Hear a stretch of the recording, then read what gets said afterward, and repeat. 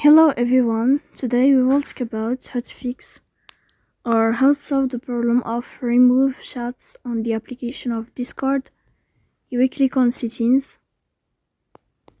In this page you can click on apps, default apps, app settings.